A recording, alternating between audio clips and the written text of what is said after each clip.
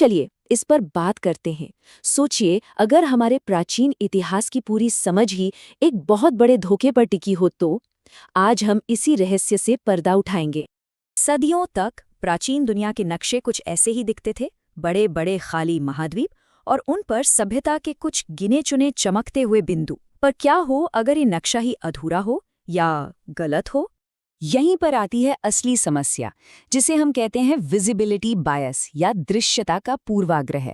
इसका सीधा सा मतलब ये है कि इतिहास में हमने सिर्फ उन्हीं सभ्यताओं को तवज्जो दी जिनके निशान हमारी आंखों को साफ साफ दिखते थे। मतलब जिन्होंने सूखी खुली जगहों पर पत्थर से बड़ी बड़ी इमारतें बनाई। इसी वजह से हमारी समझ एक तरफा हो गई। तो चलिए आगे बढ़ते हैं।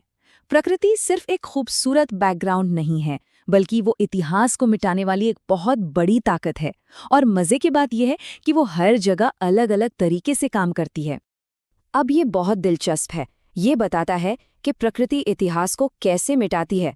जंगल सबूतों को ऊपर से नीचे की तरफ यानी वर्टिकली घने पत्तों और मिट्टी की परतों के नीचे छिपा देते हैं। वहीं रेगिस्तान खिसकती रेत से अगल बगल से यानी हॉरिजॉन्टली पूरे के पूरे शहरों को दफन कर देते हैं। और समंदर, वो तो सबसे बेरहम है। वो तटीय बस्तियों को पूरी तरह से निगल जाता है, सब कुछ मिटा देता है। और ये कोई छोटी मोटी बात नहीं है। देखिए क्या क्या छिपा हुआ था। मध्य अमेरिका में माया सभ्यता का विशाल महानगर, कंबोडिया का अंकोर शहर, ये सब सदियों तक जंगलों में गुम थे। सहारा के नीचे दबे प्राचीन नदी के रास्ते, अरब के रेगिस्तान में कांस्य युग के रास्ते, और समंदर के नीचे मिस्र का पूरा बंदरगाह शहर थोनिस हेराक्लियन, और 9000 साल पुराना एक गांव। हम छोटे मोटे गांव की नहीं, बल्कि विशाल और बेहद जटिल समाजों की बात कर रहे हैं। तो सवाल उठता है कि अगर सारे सबूत मिटा दिए गए थे तो हमें ये सब मिला कैसे? जवाब है टेक्नोलॉजी में, जो हमें वो देखने की ताकत देती है जो हमारी आंखें नहीं देख सकती।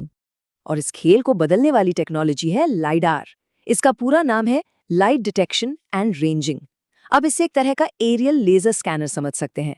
ये विमान या ड्रोन से हर सेकंड लाखों लेजर पल्स जमीन पर भेजता है। ये किरणें पेड़ों के पत्तों के बीच से गुजरकर जमीन से टकराती हैं और वापस लौटती हैं।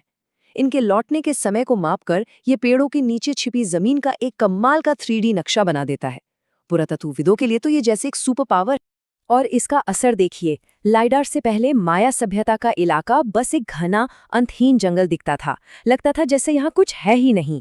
और लाइडार के बाद वही जगह हजारों घरों, सड़कों, नहरों और खेतों के एक विशाल नेटवर्क के रूप में सामने आई। एक पूरा का पूरा शहरी लैंडस्केप जो हमारी नजरों से छिपा हुआ था। तो साफ है, ये कोई छोटा मोटा सुधार नहीं है। जैसा कि एक्सपर्ट्स कहते हैं, लाइडार ने पुरातत्व की दुनिया में एक क्रांति ला दी है। इसने उन चीजों पर से पर्दा हटा दिया है जिनके बारे में हम सोच भी नहीं सकते थे। अब जब इतने सारे छिपे हुए शहर मिल रहे हैं तो इसका सीधा मतलब है कि हमें प्राचीन दुनिया में रहने वाले लोगों की संख्या के बारे में अपने सारे अनुमान बदलने होंगे। माया सभ्यता का ही उदाहरण लेते हैं। लंबे समय से उनकी आबादी का जो सबसे बड़ा अनुमान था वो अपने आप में काफी बड़ा था, 1,10,00,000। ये वो आंकड़ा था जो हमें दिखाई देने वाले खंडहरों के आधार पर मिला था। लेकिन जब लाइडार ने उनकी बस्तियों का असली पैमाना दिखाया तो ये नंबर पूरी तरह से बदल गया। नया अनुमान है 1,60,00,000 तक। सोचिए कितना बड़ा फर्क है।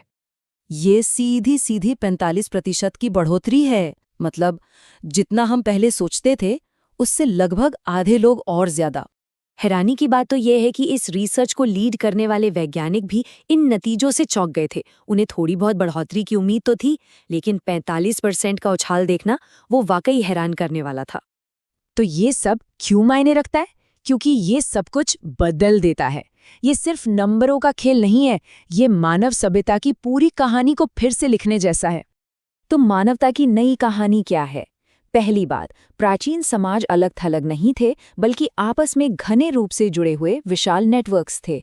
दूसरी, इंसान सिर्फ प्रकृति में रहते नहीं थे, वो बड़े पैमाने पर उसे अपनी ज़रूरत के हिसाब से बदल रहे थे, यानी वो इकोलॉजिकल इंजीनियर्स थे। तीसरी, घने जंगल और रेगिस्तान सभ्यता के लिए रुकावट नहीं, बल्कि बड़े और विकसित समाजों का घर थे। और आखिर में हमारा अतीत वो खाली नहीं था, बल्कि घनी आबादी और इंसानी दखल से भरा हुआ एक जीवंत लैंडस्केप था। तो असल में हमारा अतीत छोटा या खाली नहीं था, बस उसे देखने के हमारे तरीके, हमारे औजार नाकाफी थे। तो अब जब ये भ्रम टूट चुका है, तो ये एक बहुत बड़ा सवाल छोड़ जाता है। हमारे ज्ञान के नक्शे में और कौन सी ऐसी खाली जगहें हैं जो बस सही टेक्नोलॉजी के इंतजार में हैं कि वो भी हमारे सामने आ जाए?